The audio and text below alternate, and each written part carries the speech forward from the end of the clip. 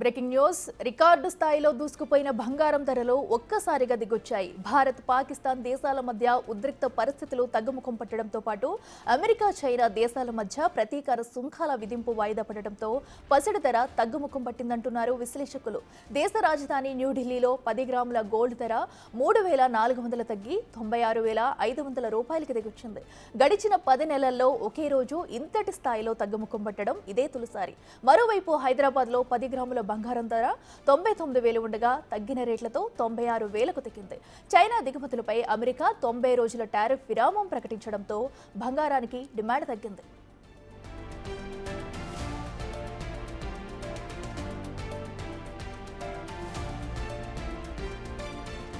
మొన్నటి వరకు అంతర్జాతీయ మార్కెట్లో $3,400 ఎగువన ట్రేడ్ అయిన ఔన్స్ బంగారం ధర $3,218కు దిగొచ్చింది. అంతర్జాతీయ ధరకు అనుగుణంగా దేశ రాజధాని ఢిల్లీలోనూ 10 గ్రాముల పసిడి ధర 96,500కి చేరింది. వెండి సైతం కిలో 200 మేర తగ్గి 99,700గా నిలిచింది.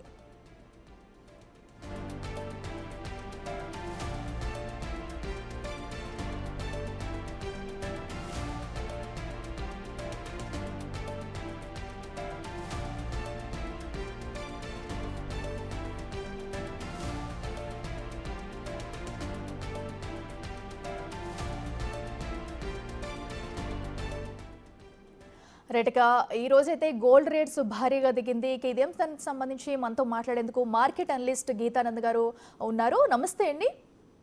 నమస్తే. సరే, చూస్తున్నాము ఈరోజు ఒక్కసారిగా కూడా భారీ మొత్తంలోనే గోల్డ్ ధర తగ్గిందని చెప్పుకోవాలి. దీనికి గల రీజన్ ఏంటంటారు? అయితే ఈ రేట్స్ ఎప్పటి వరకు కూడా ఇలా స్థిరంగా కొనసాగే అవకాశం ఉందంటారు? భారీగా పతనమైనటువంటి బంగారు ఈ రోజు 0.53% లాభాల్లో నడుస్తుంది. గోల్డ్ విషయానికి వస్తే 3,252 ఒక ఔన్స్ కి US ఇది ప్రైస్ నడుస్తా ఉంది.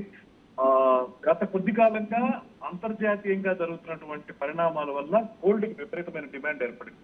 రష్యా ఉక్రెయిన్ వార్ కావచ్చు, ట్రంప్ గెలిచిన తర్వాత జరిగినటువంటి వాణిజ్య యుద్ధాలు కావచ్చు, రీసెంట్ గా భారత్ పాక్ మధ్య ఉద్రిక్తతలు కావచ్చు, వీటన్నిటి నేపథ్యంలో గోల్డ్ సేఫెస్ట్ ఇన్వెస్ట్మెంట్ కింద ఇన్వెస్టర్ అంతా చూసేవాళ్ళు. దాంతో హెవీ డిమాండ్ ఉండింది. దాని దగ్గరగానే గోల్డ్ పెరుగుతుంది.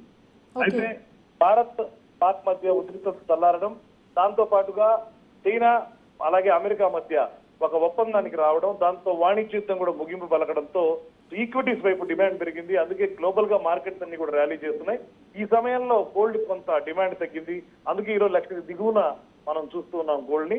రానున్న కొద్ది రోజుల్లో మే 2nd వీక్, అంటే ఆల్రెడీ మనం మే 2nd వీక్ లోను ఇక్కడి నుంచి కూడా కొంత తగ్గేటువంటి స్తబ్దుగా ఉండేటువంటి అవకాశం ఉంటుంది.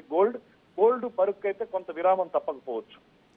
గీతానంద్ గారు, అంటే మనం చూస్తున్నాం ఇప్పటికి సుమారుగా 10 నెలల తర్వాత కూడా ఇంత పెద్ద ఎత్తున తగ్గడం కూడా మనం చూస్తున్నాం. అయితే ఇంకా ఏమైనా తగ్గే అవకాశం ఉండొచ్చు అంటారా? ఎందుకంటే ఒక పక్కన టారిఫ్ వారు ఇంకా కొనసాగుతూ ఉంది. అయితే ఇప్పటికే ఇటు భారత్ మధ్య కూడా ఉద్రిక్త పరిస్థితులు తగ్గుముఖం పడుతున్న వేళ ఇంకా ఏమైనా ఛాన్సెస్ ఉంటాయి అనుకోవచ్చా?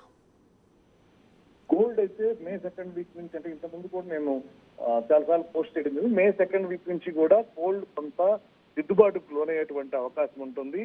మే జూన్ నెలల్లో గోల్డ్ ఫ్లాట్ గా ఉండేటువంటి అవకాశం ఉంటుంది. అంటే పెరగకపోవచ్చు, మళ్ళీ ఆల్ టైమ్ గరిష్ట స్థాయిలకు వెళ్ళకపోవచ్చు. ఓకే అండి. సో అయితే ఇది ఇప్పుడు గోల్డ్ కొనుక్కునే వాళ్ళకి సరైన సమయాన్ని చెప్పుకోవచ్చా? ఎందుకంటే కొంతమంది గోల్డ్ ఇన్వెస్ట్మెంట్ కోసం కొంటారు, లేదంటే కొంతమంది అటు అవసరాల కోసం కూడా తీసుకుంటూ ఉంటారు. సో ఎలాంటి వారు ఇప్పుడు గోల్డ్ పై ఇన్వెస్ట్ చేస్తే మంచిదంటారు? గోల్డ్ లో రానున్న వారం రోజుల్లో మరికొంత కరెక్షన్ ఉండేటువంటి అవకాశం ఉంటుంది. సో ఆ కరెక్షన్ లో కొనుక్కోవచ్చు. అంటే ఇంకా కూడా కొంత ధరలు పతనమయ్యేటువంటి, బంగారం ధరలు పతనమయ్యేటువంటి అవకాశం కనపడుతూ ఉంది.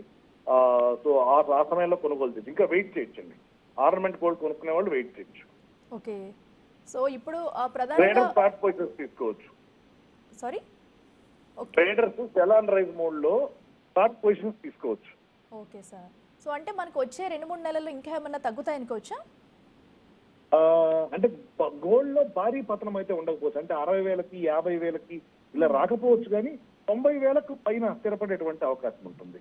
సో అంటే 90,000 కిందకి ఇక గోల్డ్ ధర దిగొచ్చే ఛాన్స్ లేదంటారు? చాలా వరకు లేదనే చెప్పొచ్చు. ఓకే అండి.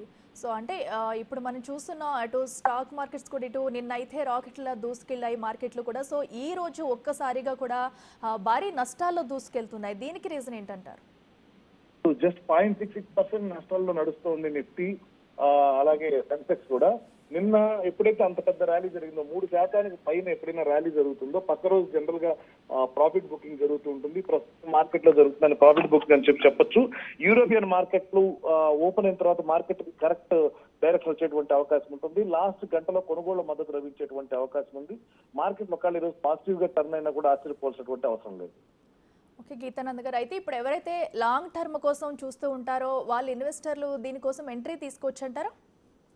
లాంగ్ టర్మ్ ఇన్వెస్టర్లకి ఇప్పటిదాకా కరెక్షన్ లో కొనుగోలే కాదు, ఈ సమయంలో కొనుగోలు కూడా లాభాలు ఇచ్చేటువంటి అవకాశం ఉంది. ఎందుకంటే గత 6 నెలలుగా మార్కెట్ లో చూస్తే పెద్దగా రిటర్న్స్ లేవు. 1 ఇయర్ రిటర్న్స్ కూడా చాలా తక్కువ ఉన్నాయి. కాబట్టి ఇంకా కూడా మార్కెట్లు పెరిగేటువంటి అవకాశం ఉంది. ఆల్ టైమ్ గరిష్ట స్థాయిల వైపు వెళ్ళేటువంటి అవకాశం ఉంది. కాబట్టి బ్లూ చిప్ స్టాక్స్ లో కొనుగోళ్లకి ఇది సరైన సమయంగా భావించాలి. ఓకే. అంటే ఏ స్టాక్స్ మీద ఇన్వెస్ట్ చేస్తే ఇప్పుడున్న ప్రజెంట్ సిచ్యువేషన్‌లో మంచిదంటారు? బ్యాంకింగ్ రంగం స్టాక్ల మీద చూడొచ్చు, అలాగే ఐటీ రంగ స్టాక్ల మీద చూడొచ్చు. ఈ 2 రంగాల్లో మంచి మొమెంటం ఉండేటువంటి అవకాశం ఉంటుంది. Yes. Okay. Thank you Geetanand గారు.